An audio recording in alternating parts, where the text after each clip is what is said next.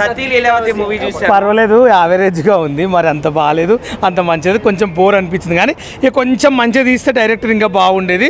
ఎందుకంటే పర్వాలేదు కొంచెం, కానీ ఏంటంటే ఫ్యామిలీ స్టోరీ అన్నట్లు. పర్వాలేదు, భార్య భర్తలు మొగని కట్టేయడం, రూమ్లు వేయడం. ఎంతసేపు కట్టేసి 24 గంటలు రూమ్లను పెడతారా, బయటకు తీసుకురారా? ఉన్నది చెప్పాలి, లేనిదేదో చెప్తా. నేను ఏదైనా ఓపెన్ చెప్తానండి, ఐ డోంట్ కేర్. నేను అబద్ధాలు చెప్పడం నాకు అంటే ఎప్పుడు హస్బెండ్ లోపల కట్టేసి ఆ రూమ్లో బాత్రూంలో ఎంతసేపు అని పెడుతుంది. ఏం చెప్తాను, బొంద అబద్ధాలు చెప్పొద్దు. సినిమా నచ్చిందండి, నేను చెప్తానండి. సినిమా అయితే పర్వాలేదండి, కానీ యావరేజ్ ఉంది. అంత బాగాలేదు, అంత మంచి లేదు, పర్వాలేదు.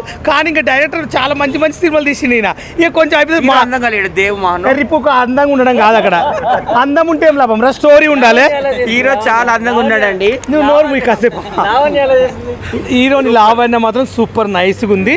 హీరో బాగున్నాడు, కండల్ రాజా పర్సనల్. స్టోరీ అనేది ఏంటంటే మంచి ప్రజలకు ఇట్లా ఈపుగా వెళ్ళిపోతుంది. ఇప్పుడు నాలంటి కామెడీ పెట్టుకుంటే ఎంత బాగుంటుండే. ఎవరేమో దిక్కుమాలను పెట్టుకునే బదులు మాలాంటి వాళ్ళని పెట్టుకోవచ్చు కదా. మా కోసం ఫ్యాన్స్ కొంతమంది జూనికి వస్తారు. ఆ పెళ్ళిళ్ళలో ఏదో చిన్న ఉన్నప్పుడు ఏదో చిన్న రోల్ ఇస్తే చాలామంది వస్తారు.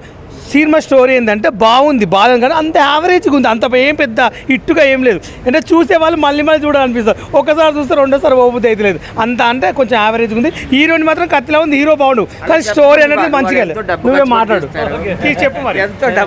డబ్బులు ఎంత ఖర్చు పెట్టడం కాదు, డబ్బులు ఖర్చు పెడతారు కాదని ఎవరన్నారు? మంచిగా తీరా. మేమన్నది ఏంటంటే డబ్బులు ఖర్చు పెడతారు, కానీ మూవీ స్టోరీ కూడా కొంచెం బాగుండాలి. ఎందుకంటే కొత్త వాళ్ళని పెట్టుకోలే, ఎప్పుడు పెట్టుకున్న వాళ్ళని పెట్టుకుంటే ఎవడు మాలాంటి వాళ్ళని కొత్త వాళ్ళని పెట్టుకుంటే బాగుండు. సినిమా మాత్రం నిజంగా చెప్తున్నా ఓపెన్గా యావరేజ్గా ఉంది. డైరెక్ట్ నన్ను పెట్టుకున్నందుకు బాధలేదు, కానీ సినిమా అంత స్టోరీ లేదు, యావరేజ్గా ఉంది. నాకైతే సినిమా నచ్చిందండి.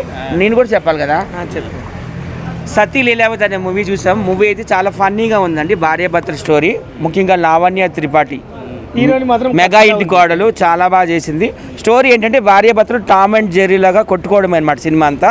తర్వాత విలువలు తెలుసుకుంటారు, భార్య విలువ ఏంటి, భర్త విలువ ఏంటి అనేది. నాకైతే ముఖ్యంగా మిక్కీ జే మేయర్ మ్యూజిక్ అయితే చాలా బాగుంది. అందరూ కూడా చూడండి. ఈ సినిమాకి ప్రమోట్ చేసింది మన గ్లోబల్ స్టార్ రామ్ చరణ్ గారు కాబట్టి అందరూ కూడా ఈ సినిమాని ఆదరించండి. వాళ్ళు ఎంతో కష్టపడి తీస్తారు సినిమా కాబట్టి ఖచ్చితంగా అందరూ కూడా ఆదరించాలని, బ్లెస్సింగ్ ఇవ్వాలని. లావణ్య త్రిపాఠి పెళ్ళైన తర్వాత ఫస్ట్ మూవీ ఇది, మెగా ఇంటి కోడలు కాబట్టి అందరూ కూడా చూడండి. నాకైతే శ్రేయ ఘోషాల్ పాట కూడా బాగుంది. మిక్కీ జైర్ గారి మ్యూజిక్ చెప్పనవసరం లేదు కదా. హ్యాపీ డేస్ కావచ్చు, సీతమ్మ వాకిట్లో సిరిమణి చెట్టు కావచ్చు, మహానటి కావచ్చు, కొత్త బంగారు కావచ్చు, మ్యూజిక్ అయితే సూపర్ ఉంది. మీ డబ్బులు మీకు వస్తే చాలండి, ఎందుకంటే లాస్ కావద్దని కోరుకుంటున్నా. అప్పట్లో చూడొచ్చండి, ఫ్యామిలీ చూడొచ్చు. అప్పట్లో కమల్ హాసన్ సినిమా కూడా వచ్చింది సేమ్ నేమ్ తో. ఫ్యామిలీ బాగా సతీ లీలావతి 95 భర్తలు ఎట్లా కొట్టుకుంటారు, ఎలా ఉండాలనేది సినిమాలో చూపించారు. సతీ లీలావతి అప్పట్లో 95 లో వచ్చింది కదా, సేమ్ ఇప్పుడు కూడా సేమ్ నేమ్ తో వచ్చింది. సతీ లీలావతి సినిమా చూసాను, బాగుంది బ్రో. నేను ఫస్ట్ టైం థియేటర్ మూవీ చేయడం అండ్ థియేటర్లో చూసుకోవడం ఫస్ట్ టైం. నేను చాలా బాగుంది, నాకు చాలా నచ్చింది సినిమా. అండ్ మీ అందరూ కూడా సమ్మర్కి ఎలాగ 10 సినిమాలు పోస్ట్ పోన్ అవుతున్నాయి కాబట్టి మీరు అందరూ వెళ్ళి చూడండి.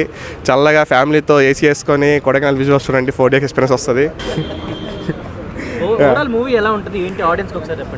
అండ్ మూవీ చాలా ఫన్నీ వేలో ఉంటుంది, హస్బెండ్ అండ్ వైఫ్ రిలేషన్ మీద ఉంటుంది కాన్సెప్ట్.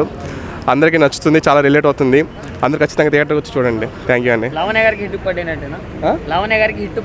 యా అండి, లావణ్య గారు చాలా గ్యాప్ తర్వాత చేశారు. ఫ్యామిలీ వాళ్ళ హస్బెండ్ వైఫ్ క్యారెక్టర్ కూడా తగ్గట్టు ఉంటుంది. సో హస్బెండ్కి వైఫ్కి మధ్య ఉండే గొడవలు ఎలా సార్ట్అవుట్ చేసుకోవచ్చు, సో ఇలాంటి థింగ్స్ ఉంటాయి సినిమాలో. అందరూ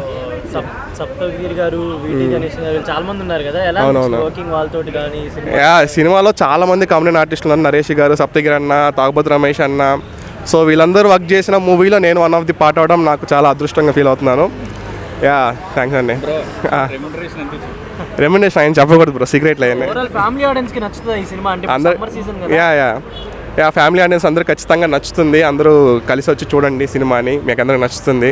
అండ్ ఈ సినిమాకి కొంచెం ప్రమోషన్స్ తక్కువ ఉన్నా మీ సపోర్ట్ అనేది ఉండాలి, మీడియా సపోర్ట్. అందరూ మీడియా వాళ్ళు సపోర్ట్ చేయండి.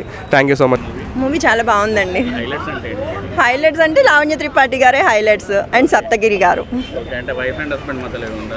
Yeah wife and husband movie through out wife and husband relation గురించి చెప్పారు మనకి. సో చిన్న వాటికి విడిపోకూడదు అనేది మెయిన్ కాన్సెప్ట్ అనమాట.